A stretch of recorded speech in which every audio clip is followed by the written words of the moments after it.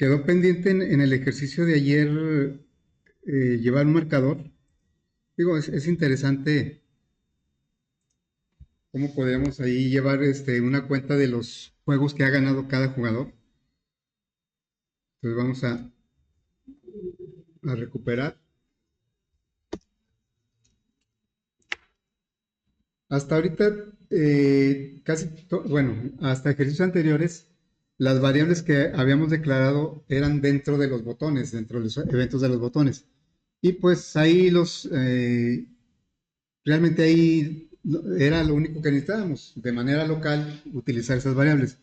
Pero si ustedes se fijan en este ejercicio que estamos haciendo, bueno, estamos terminando, las variables se utilizan en varios, o ya sea funciones o en eventos de los botones, y por eso las tenemos que declarar con un alcance que sea de todo el frame. Algunos le llaman variables globales, creo que el término global es un poquito más amplio, pero bueno, podemos considerar que son variables generales o son variables del frame simplemente. Esas variables se pueden usar en todo lo que contenga el frame. Bueno, entonces, en general en Java, pues las variables se pueden usar en el bloque en donde fueron declaradas. Bueno, entonces vamos a, ¿dónde quedó? Piedra, papel, tijera.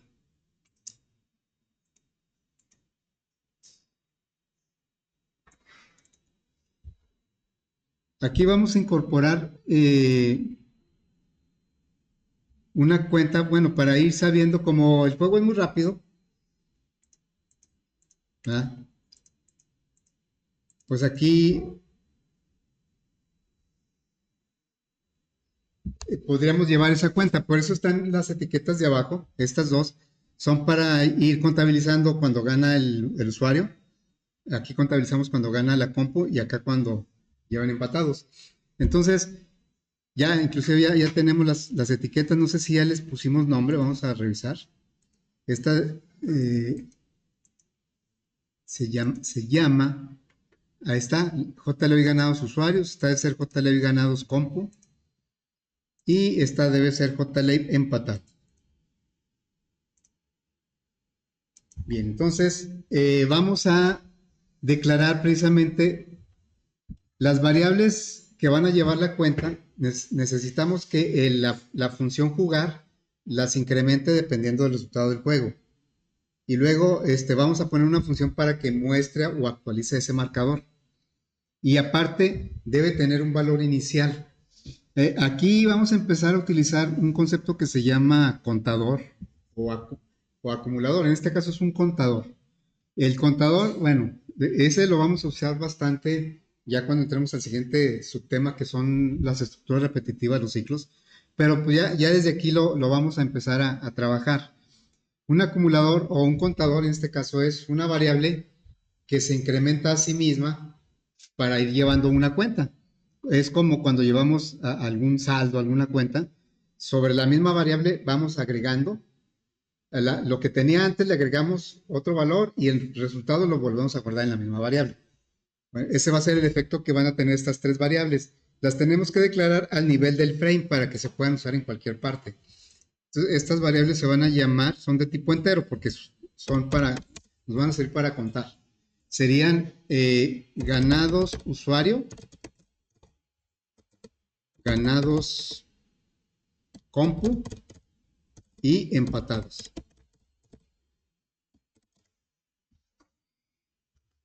Y como les digo, estas variables, por ejemplo, cuando gane el usuario, a la misma variable ganados usuarios le vamos a agregar un valor, le vamos a agregar una unidad y el resultado lo tenemos que guardar en la misma variable para que pueda lograrse el efecto de ir contando, Y todo contador, todo acumulador requiere de tener un valor inicial, que generalmente es cero. No es así una ley que sea cero, pero generalmente empieza con cero.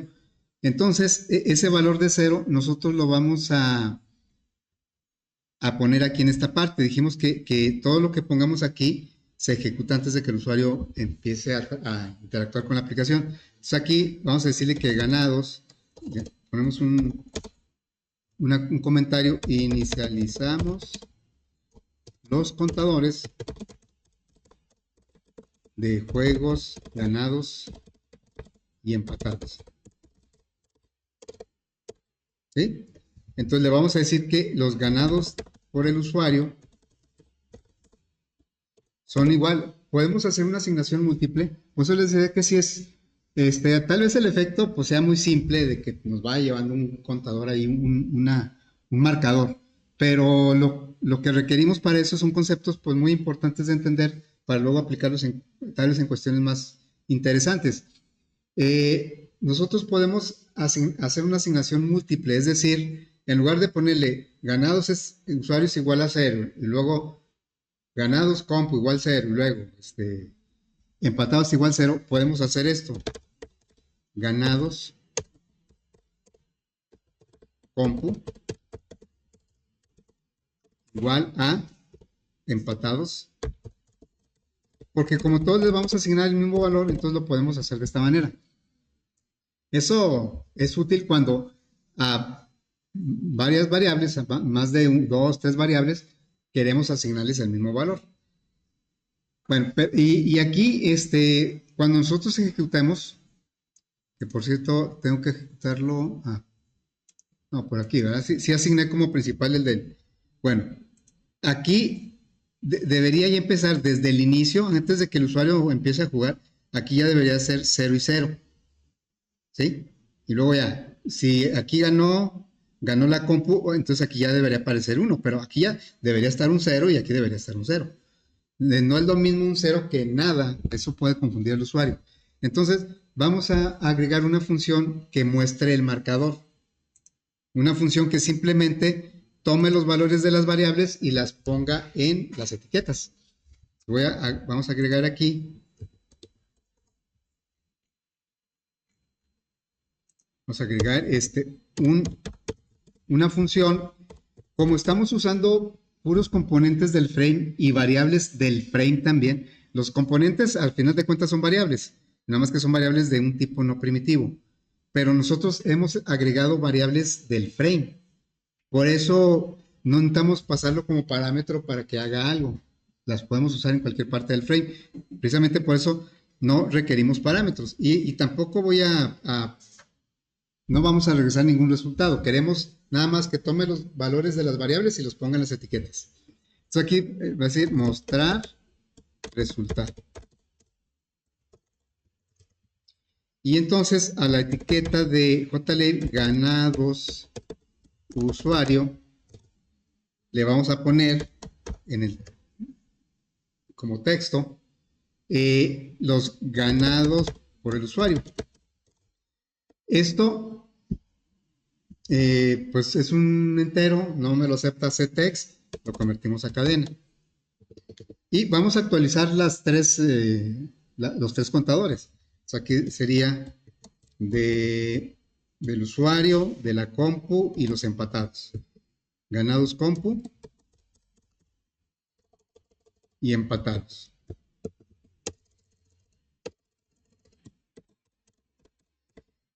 Aquí hay que actualizar las variables. Aquí sería ganados compu y empatados.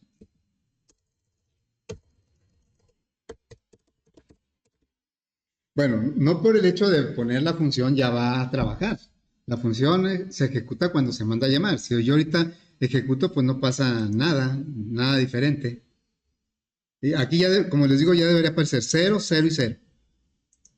Bueno, eso vamos a mandar llamar la función por primera vez precisamente de aquí, de esta parte en donde dijimos que todo lo que pongamos aquí en esta función especial, todo se ejecuta antes de que el usuario empiece a trabajar con la aplicación. Entonces aquí vamos a mandar llamar mostrar resultados. Así le pusimos mostrar.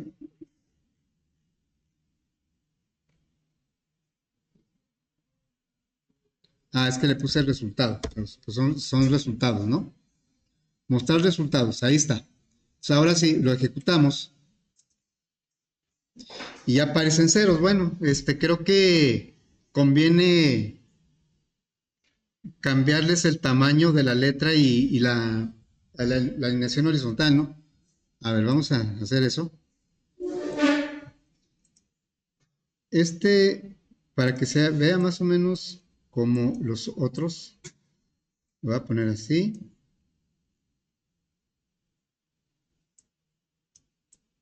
Y así. Bueno, entonces a estos tres los podemos tomar así, así y así. Estoy tomando los tres. Acá dice en las propiedades, a ver si le pongo propiedades, acá dice múltiples objetos porque tomé los tres. Porque los tres les quiero hacer lo mismo. Y claro, esto se puede si comparten las mismas propiedades. En este caso, le quiero cambiar el tamaño de la fuente. Yo creo que unos 48, que se vea ahí el número bien claro. Y luego al elemento horizontal lo voy a poner al centro, así. Vamos a ver cómo reacciona. Ahí ya se ve mejor. Ya tenemos el marcador. Claro que todavía no incrementamos. Ahorita, ¿y eso dónde lo vamos a hacer? Pues precisamente en la lógica del juego. Aquí es donde decidimos quién gana. Aquí tenemos ya bien claro, bien definido, cuando empatan, cuando gana el usuario y cuando gana la compu. Entonces simplemente lo que vamos a hacer es incrementar el contador y aquí es donde viene una asignación que a veces nos confunde. Normalmente nosotros en una asignación ponemos la variable donde va el resultado igual y del lado derecho pues un conjunto de variables constantes, operadores, pero nunca la misma variable. O sea, del lado izquierdo ponemos una variable y del lado derecho no aparece la misma variable. Bueno, en esta asignación sí va a aparecer la misma variable, porque se trata de que tome el valor que tenía y le agregue uno y lo vuelva a dejar en donde mismo. Por eso digamos que trabaja en los dos lados de la asignación, que no es una igualdad, es una asignación. Precisamente porque esto es una asignación, se puede hacer. Si fuera una igualdad, pues no, ya vimos que en álgebra, por ejemplo, x es igual a x más 1, no es válido, porque nunca va a haber un número que sea igual que él más 1. Pero acá, en programación, pues x es igual a x más 1 no es una igualdad, es una asignación. Se le está diciendo que el nuevo valor de x va a ser el que tenía más 1. Es lo que va a suceder aquí. Entonces le vamos a decir, este es el empate. Entonces le diríamos, empatados es igual a empatados más 1. Esto, insisto, en álgebra esto no tiene sentido, pero aquí sí porque no es una igualdad, es una asignación. Entonces, lo que le estamos diciendo en esta asignación es que lo que traiga la variable empatados, el valor que traiga, le sume 1 y el resultado lo va a volver a guardar en la misma variable. Entonces, eso va a lograr el efecto de que vaya acumulando. ¿Sí? Bueno, entonces, esos son los empatados. Luego aquí, en esta parte, es cuando ganó el usuario. Bueno, entonces aquí, bueno, le podemos poner un comentario aquí, igual que allá, gana usuario. Y aquí, bueno, es cuando asignamos las variables, las imágenes, vamos a poner ahí, y aquí ahora vamos a incrementar, pero el contador del usuario que gana. Gana usuario es igual, ganado se llama, ¿verdad? Ganados usuario es igual a ganados usuario más 1. Es la misma situación, es un contador. El contador tiene la característica de que la variable aparece de los dos lados, porque se va a incrementar a sí misma la variable. Y acá, cuando gana la compu, pues vamos a decirle que incremente los ganados de la compu. Ganados compu es igual a lo que tenía más 1. ¿Por qué no muestro los resultados cada vez? Porque mostrar resultados pues no depende de quién ganó. El mostrar resultados siempre lo voy a hacer independientemente de quién haya ganado. Por eso no tiene caso estarlo poniendo aquí y luego acá y luego repetirlo nuevamente. Entonces ya cuando sale cuando ya decidió quién ganó o empató, entonces le decimos que actualizó los resultados.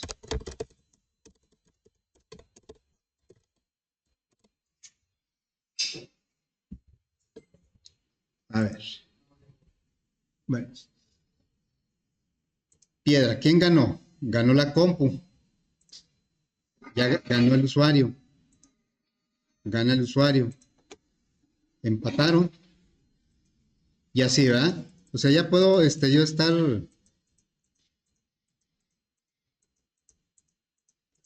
así y ya me va llevando la cuenta.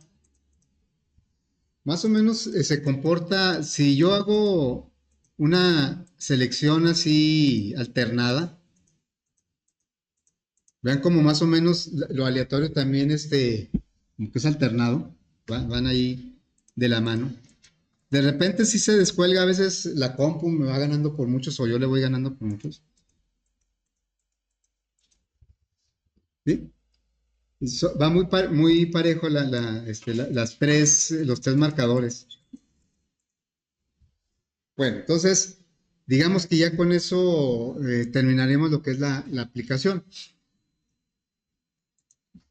Y fue nuestro último ejercicio de estructuras selectivas dentro del tema de estructuras selectivas. Obviamente, como lo he dicho otras veces, pues eso lo vamos a seguir usando en los siguientes temas y cuando empecemos estructuras repetitivas. Bueno, antes de empezar, estaríamos en la segunda parte de, del tema 3. El tema 3 es control de flujo, así se llama el tema en el programa de estudios. Yo creo que se conoce más como estructuras de control, pero ahí le pusieron control de flujo. Bueno, estructuras de control. Y las estructuras de control, bueno, las super básicas son las secuenciales, las que empezamos a ver, y luego ya vienen las selectivas. Ya vimos que selectivas hay tres tipos, la simple, la doble y la múltiple. Y luego ya, eso fue la primera parte del tema 3. La segunda parte del tema 3 viene siendo estructuras repetitivas o comúnmente conocidos como ciclos. Eso es lo que vamos a empezar.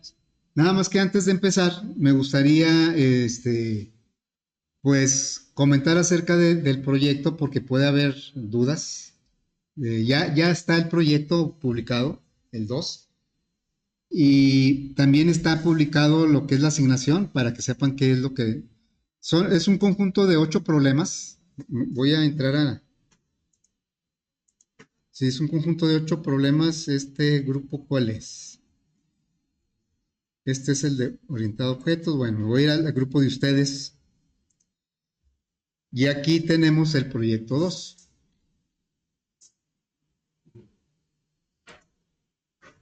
Bueno, no advertencia, sino el comentario del otro proyecto, deben hacerlo con lo que vemos en clase, ¿sí? No con otras cosas. Aunque ustedes digan, es que yo me sé otras cosas más fáciles, no importa. Lo vamos a resolver con lo que vemos en clase. Si alguien tiene una inquietud, la puede externar, me puede decir y ya la revisamos si es viable que lo aplique o no, ¿verdad? Bueno, entonces, viene ahí por letras, viene ordenado por letras, pero realmente la letra pues no más es para saber que es un problema diferente. La asignación no dice te tocó el inciso A, la asignación dice una así descripción muy resumida del tipo de problema. Por ejemplo, aquí diría un convertidor de temperaturas. ¿Sí? Aquí diseña un algoritmo y su correspondiente aplicación visual para desarrollar un convertidor de temperaturas que maneje escalas, por las escalas, la de nosotros, la que manejamos es la de Celsius o centígrados, y luego la que le sigue, creo más conocida, es Fahrenheit, es la que manejan, por ejemplo, en sistema inglés, y luego ya, pero hay otros, ¿verdad? Kelvin y Rankine, otras escalas de temperatura. Entonces, el usuario selecciona tanto la escala de origen como el destino, y nosotros, si puede seleccionar, yo quiero convertir de Fahrenheit a Rankine. Claro que, ¿qué le voy a preguntar al usuario? Ya me está adelantando un poquito ahí a los datos de entrada y salida. Nomás es para que se entienda bien lo que se pide, porque a veces no lo captamos o no lo leímos bien o lo leímos muy rápido y pensamos que ya lo entendimos y a lo mejor no es así. Lo hacemos de una manera diferente, a lo mejor le batallamos y ni siquiera era así. Bueno, aquí el usuario va a decir, quiero convertir 58 grados Fahrenheit a Kelvin. Entonces, me va a decir el número de grados y cuál es el origen y cuál es el destino. Y por ahí dice que cuando sea, si yo le digo, a ver, quiero convertir, no sé, 39 grados centígrados a centígrados, pues ahí no tendría que hacer ninguna conversión. El programa o el algoritmo debería detectar cuando son iguales y decir, no es necesario hacer una conversión. Es lo que dice más o menos aquí. Y dice que para la aplicación visual hay que implementar la generación de datos aleatorios, como lo hemos hecho en muchos ejercicios, así como los siguientes ejemplos. Hay 1, 2, 3, 4 ejemplos. Debe haber un botón que diga ejemplo 1, otro que diga ejemplo 2, ejemplo 3 y ejemplo 4. Y cada botón va a decir, el ejemplo 1, es como si el usuario me hubiera dicho menos 40 grados. ¿Y lo de qué a qué? De Celsius a Fahrenheit. Es como si el usuario me lo hubiera dicho aquí porque ya conocemos el resultado y es para comprobar. Esos son los ejemplos. Acuérdense que los ejemplos no deben resolver nada. Nada más deben capturar la información y yo ya con el botón que calcule pues ya veo el resultado. Bueno, ese es el primero.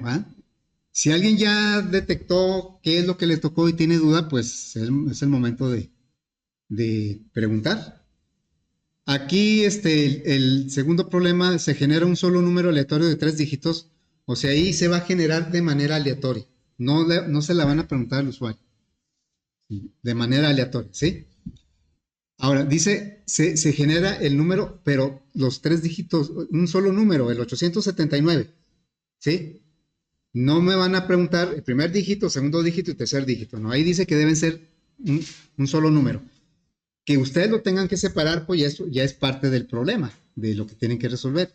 Se va a generar un número de 3 dígitos juntos, un solo número, y ustedes los van a tener que separar para ver cuántos pares, dice aquí, cuántos pares hay, cuántos nones. Si hay 3 pares iguales, se va a mostrar el color, ¿qué dice ahí? Azul. Bueno, ahí viene todo. Si son 3 nones iguales en color naranja y así. 2 números iguales y pares, color verde, 2 números rojos y nones, color amarillo. Ahí, pues ahorita no tiene caso aprendérselo, ¿verdad? Ya cuando lo lean, ahí va a estar el enunciado. Y también van a implementar 5 ejemplos. Aquí van a ser ejemplo 1, 2, ejemplo 3, ejemplo 4, ejemplo 5. A veces, yo insisto mucho en eso porque no sé qué pasa. Yo no quiero que los ejemplos resuelvan el problema. O sea, por ejemplo, aquí, si me ponen el ejemplo 1, yo le voy a presionar ejemplo 1 y nada más me debe poner el 633. No me lo debe poner en amarillo. Yo nada más quiero que pongan el 633 y debe haber un botón que diga a analizar o no sé cómo le vayan a poner el botón, y ese botón es el que me lo tiene que poner de amarillo, porque muchas veces yo le doy ejemplo 3 y luego me pone el 555 y ya pintado de naranja. Pues ¿de qué me sirve ese ejemplo? El ejemplo es para ver si el resultado es correcto. No, por eso no debe resolver nada. Nada más es poner el número. El color lo va a poner el botón que se encarga de analizar el número. ¿Sí? Bueno, y aparte dice que en la aplicación visual se mostrarán los colores correspondientes. En el algoritmo, vamos a poner que salió el 444 en el algoritmo. Me van a decir, es el color azul. No me lo van a pintar de azul, me van a decir color azul. Pero en la aplicación de Java, si sale el 444 y le doy a analizar, me lo debe pintar de azul, no ponerme la palabra azul, me lo debe de pintar de azul. Ya hemos visto cómo cambiarle el color en tiempo de ejecución, pues a un botón, a una etiqueta. Buenos días. Inciso C.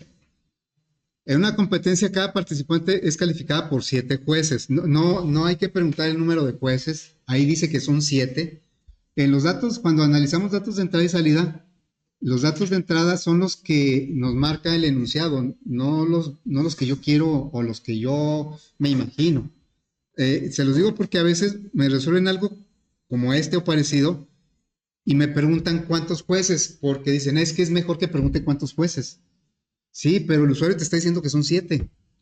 Digamos que el usuario se molestaría si tú le preguntas cuántos y él te va a decir, te estoy diciendo que son 7, ¿para qué me preguntas cuántos? O sea, no porque yo lo quiera hacer más general. O claro, ya si en un intercambio de ideas con el usuario le sugiero, oye, si en lugar de 7 no quieres que mejor pregunte, bueno, pues ya es diferente. Pero de inicio, el enunciado dice que son 7 jueces.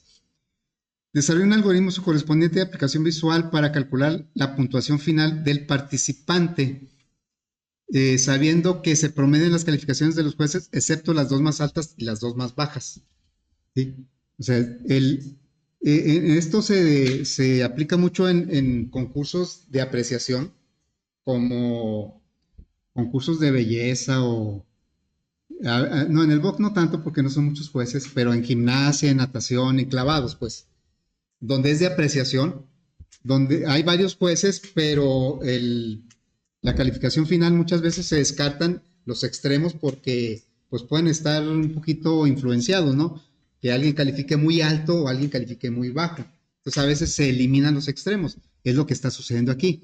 De 7 jueces se van a quitar las dos calificaciones más bajas y las dos más altas y van a quedar 3 nada más, ¿no? Nada más van a quedar 3 para promediar. Y ese es el resultado de la calificación del participante. Bueno, en la aplicación visual deben poner datos aleatorios que genere las 7 calificaciones y el botón de ejemplo, insisto nuevamente, el botón de ejemplo solo debe poner los datos en los campos de entrada, no debe calcular nada.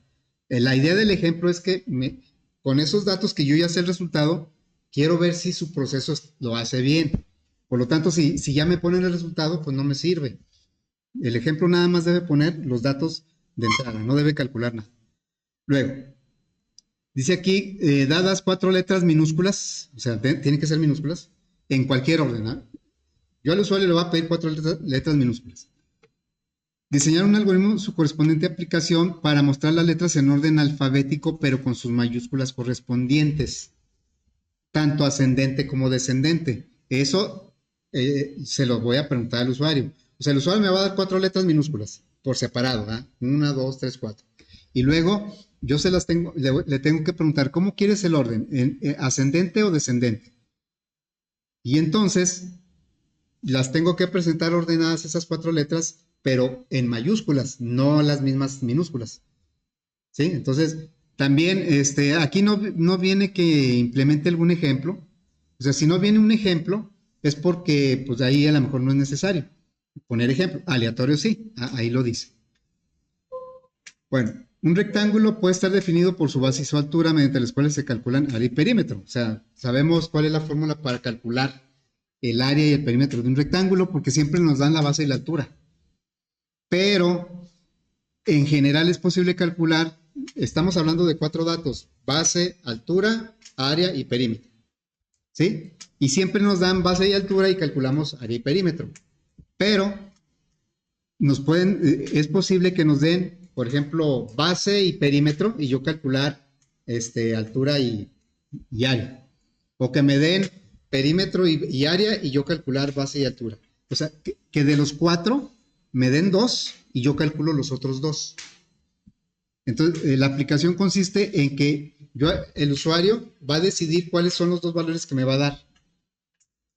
Y yo tengo que calcular los otros 2. ¿Sí? Lo más fácil es cuando me da la base y la altura, porque ahí están las fórmulas ya muy establecidas.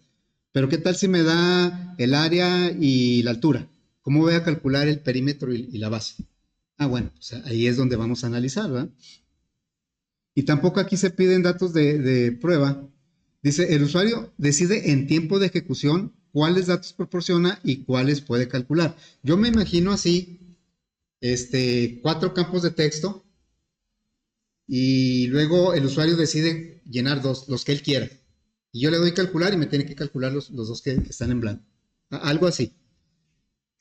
Luego, dado un solo número entero de 3 dígitos, otra vez, no 3 dígitos por separado. Aquí, la diferencia acá dice que se genera de manera aleatoria. Acá dice que se va a dar, o sea, se lo tengo que pedir al usuario.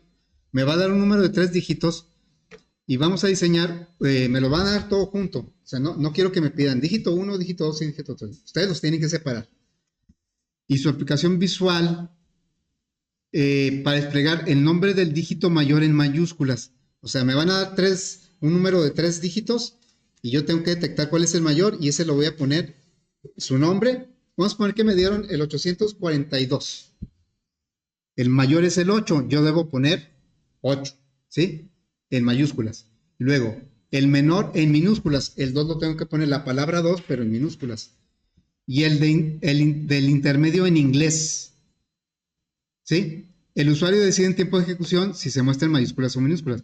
O sea, el intermedio, el que no es mayor ni es el menor, me lo van a poner en inglés. En este caso es el 4, me pondrían 4, ¿sí? Pero el usuario me va a decir si lo quiere ese en inglés, si lo quiere en mayúsculas o lo quiere en minúsculas.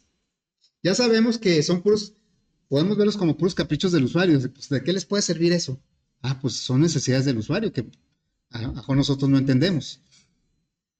Bueno, ese es el F. Luego, dado los puntos que tienen dos fichas de dominó, ya ven que las fichas de dominó es un rectángulo dividido en dos, ¿no? Y cada sección, se quedan dos cuadrados y cada cuadrado tiene un número de puntos, ¿sí? Por ejemplo, ¿cuál es la mula de 5, por ejemplo? ¿Alguien ha jugado dominó? La mula de 5, ¿cuál es? La que tiene 5 y 5, ¿verdad? Y luego la mula de güeras, ¿qué dicen? Pues la que tiene 0 y 0, ¿verdad? O sea, no tiene puntos. Bueno, hay un máximo. ¿Cuál es el máximo número de puntos que tiene una ficha de dominó? En un solo cuadrito. 6, ¿verdad? 6, nada más tiene 6. Y el mínimo, pues es 0. Bueno, entonces, dice, dado los puntos que tienen dos fichas de dominó, ¿cuál de las dos fichas tienen más puntos o si tienen los mismos? ¿Sí? Dice, los puntos de cada ficha se proporcionarán con un solo número de 2 dígitos. Y aquí viene un ejemplo. Para la ficha que tiene 4 puntos en una parte y 2 en otro, o sea, tiene 4 puntos en una parte de la ficha y en la otra parte tiene 2. Me lo van a dar como 42 o como 24. Entonces, por ejemplo, ahorita dije la mula de 5, pues me lo darían como el 55. Así me van a dar el 55. Yo tengo que separar y ver cuántos puntos. Y dice, deberá validarse si el número dado no representa ninguna ficha de dominó. Por ejemplo, si me dan el 17, pues ese no representa ninguna ficha de dominó, porque pues, no hay 7 puntos. Si me dan, por ejemplo, el 40, pues es una ficha que tiene 4 puntos y en el otro 0, ¿eh? Me lo podrían dar como 0,4 también, pero bueno, vamos a suponer que siempre me van a dar 2 dígitos. Pero no vamos a pedir los dígitos por separado. Me van a dar el número así, que es el que tiene 3 y 1, pues me lo van a dar como 31 o como 13. Que el que tiene 2 y 5, me lo van a dar como 25 o como 52, como cualquiera de las dos. Y aquí la cuestión es que yo diga cuál de las dos fichas tiene más puntos. ¿Sí? Bueno, el H dice, una tienda tiene una promoción de 7x4, se parece al de los jueces, en la que un cliente compra 7 productos y le cobran solo 4, los 4 más caros. Es como cuando va uno que 3x2, ¿verdad? Hay una oferta de 3x2 ahí que pone Soriana, en julio regalado. Pues ahí, ¿cómo funciona esa promoción?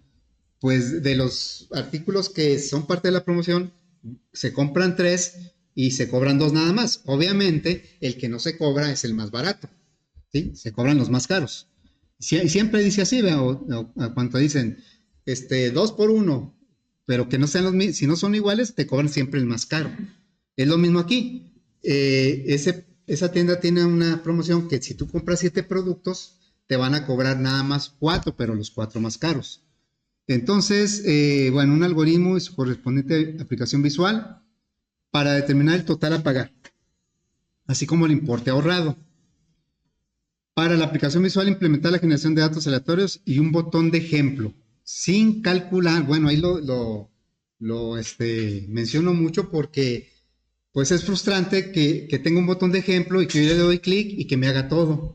Pues a mí no me sirve debería decir a lo mejor datos de ejemplo, no el ejemplo completo, datos de ejemplo nada más. Bueno, con estos datos, ¿verdad? O sea que el botón de ejemplo me debería poner estos datos en los campos de texto de entrada y no calcular nada. Y yo cuando le dé calcular, entonces me debería dar el resultado 2200 para ver si con los datos de prueba está haciendo bien todo el proceso. Bueno, eso es en cuanto a cada uno de los problemas. Les digo que ya está ahí la asignación. Y luego, requisitos de diseño. Debe resolverse con estructuras selectivas. Se los digo porque tal vez algunos de los problemas sea más viable, si le entendemos, resolverlo con ciclos o con arreglos, pero no se vale utilizar ciclos ni arreglos. Tiene que ser solo estructuras selectivas. La idea es que implementemos, que abramos nuestra mente a cómo se aplican las estructuras selectivas. Ya después, a lo mejor cuando veamos las repetitivas o los arreglos, podemos tomar uno y decir, mira, se pudo haber resuelto con arreglos. Pero ahorita estamos viendo estructuras selectivas y por eso se tiene que resolver con estructuras selectivas. Que esto realmente viene, pues, como complemento de este primer comentario, ¿eh? O sea, se tiene que hacer con lo que vemos en clase, pero me pueden decir, es que cuando hice el proyecto ya estábamos viendo ciclos.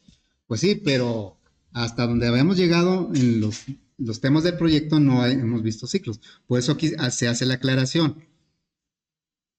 No ciclos, no arreglos, ¿sí? El código Java debe corresponder al algoritmo. Resulta que muchas veces hacemos primero el código Java y luego el algoritmo. Y el algoritmo lo hacemos porque el profe lo pidió. ¿Sí? El camino natural debe ser el algoritmo y luego el código.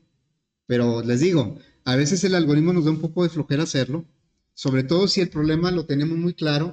¿Y para qué lo ponemos en un algoritmo si lo puedo hacer directamente en código? Bueno, la primera razón muy importante es que hay que dejar una documentación de la solución. Y eso generalmente se hace en diagramas, en algoritmos, ¿sí? Y por eso es necesario el algoritmo. Entonces, a veces resulta que hacemos primero el código porque pues, es lo más interesante y es lo que llama más la atención. Y luego ya el algoritmo lo hacemos porque pues, es un requisito del profe, ¿no? Y en el mejor de los casos, pensando bien, pensando positivamente, pues a lo mejor ya cuando hago el algoritmo lo cambié un poquito porque se me ocurrió otra cosa y entonces ya el algoritmo no quedó como lo que dice el código, o sea, ya no coincide la lógica en el mejor de los casos. Y en el peor, pues que a lo mejor me pasaron el algoritmo, ¿eh? Yo hice el código y alguien me pasó el algoritmo. Entonces, pues como no pensamos igual, pues no quedaron igual. Sí, sí hay ciertos cambios que tendríamos que hacer del algoritmo al código. Por ejemplo, que me haya tocado resolverlo en Flowgorit, el algoritmo. Y hay una situación en donde se ajusta perfectamente una estructura selectiva múltiple. Pero resulta que Flowgorit no trae estructura selectiva múltiple.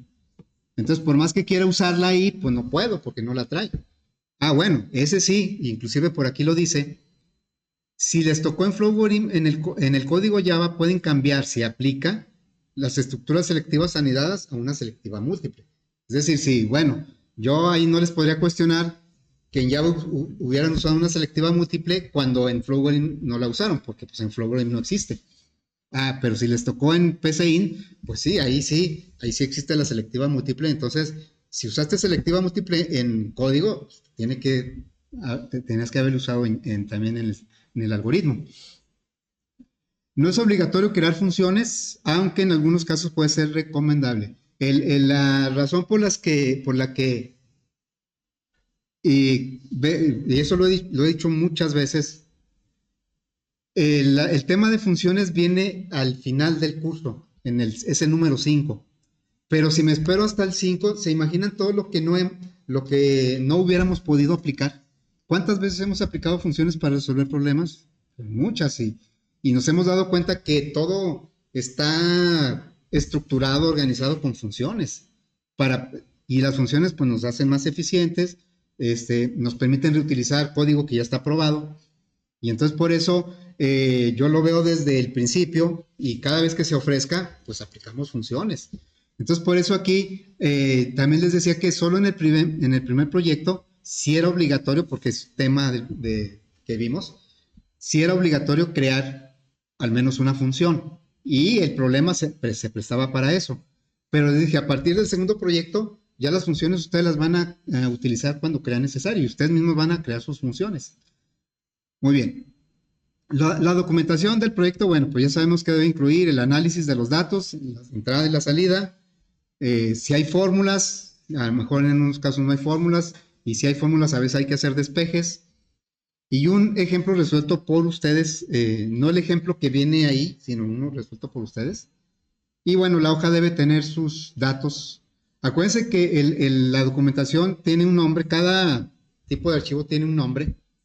Y la documentación, pues es un solo archivo. Si ocuparan dos hojas, por decir que no ocupan una, pues entonces hay que juntarlo porque la documentación debe venir en PDF. Puede venir en JPG, PNG, si es una sola hoja, pero si son más de una hoja, entonces sí debe venir en PDF. Luego, la documentación, los requisitos funcionales de la aplicación en Java. Es algo que debe contar con un botón para borrar. Pues no viene mencionado en ningún enunciado. Y cuando aplique otro que genere datos aleatorios. No en todos se pide datos aleatorios. En algunos no es necesario. Pero cuando se pida, pues hay que ponerlo con valores razonables, ¿no?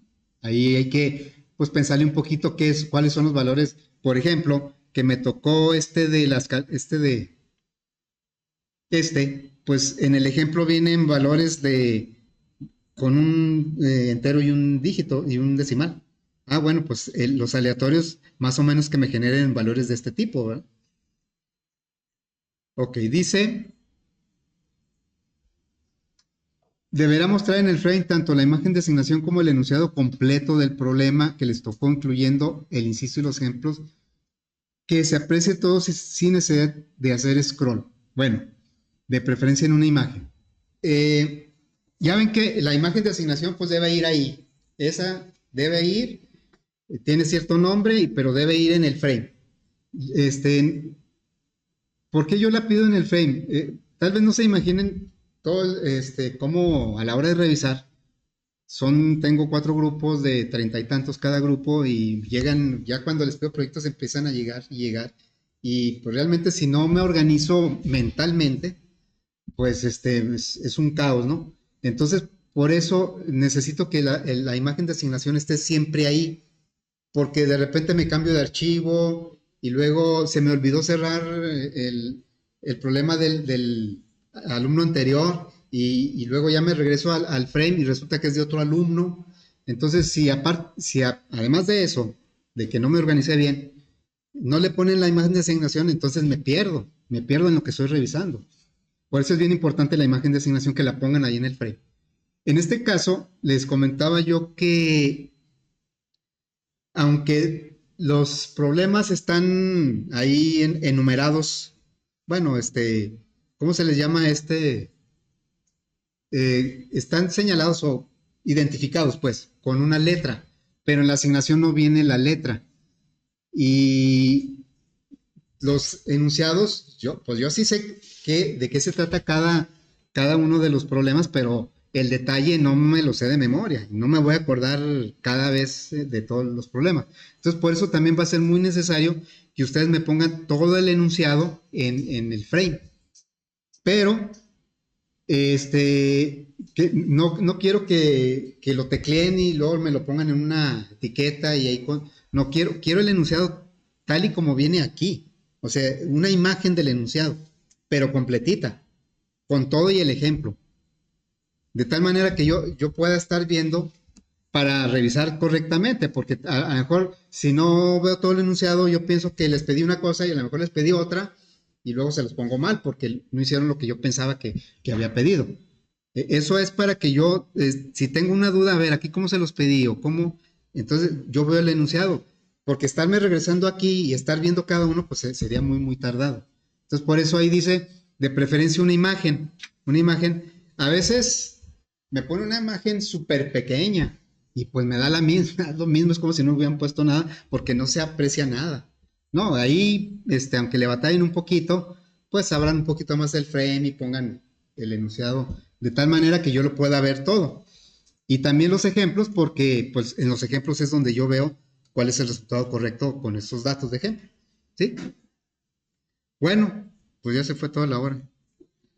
Este,